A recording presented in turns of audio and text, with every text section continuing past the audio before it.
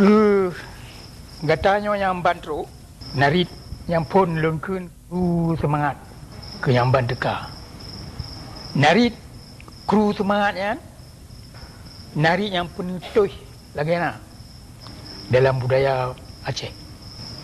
Sebab semangat ke yang paling muyum dalam udip manusia dan dalam udip bangsa-bangsa. Semangat lebih terang tak faham apa makna semangat. Jumlah penting semangat. Dia tak kalah. Hotel orang karut semangat.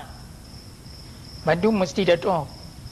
Hotel siro orang kepunan, oh ji karut semangat. Yang orang karut semangat, hanya je kurang le. Kaya?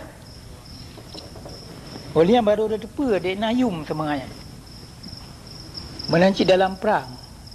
Menang atau talo katanya dalam perang.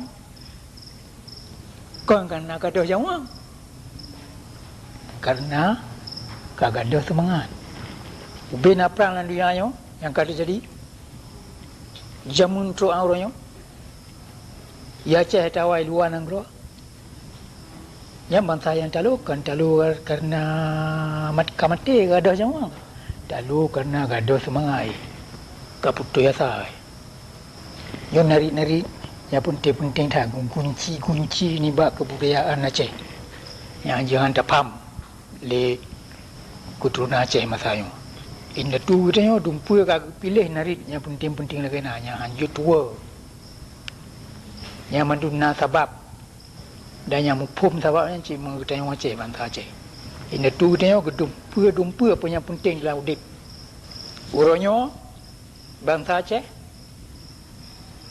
lagi adro ke nyo mandu anak kata tepu le pean Bandung sago masalah udep mentabo sago apa yang nampum le yang ke sebab mentabo bangsa Aceh uronyo aku mai pelamit le Jawa laut darat kai pawang le Jawa dro ke yang po nang ro kamu tumbai boleh sebabnya buat yang pon uronyo yang ke payah puas semangat yang karutnya ni bab bangsa Aceh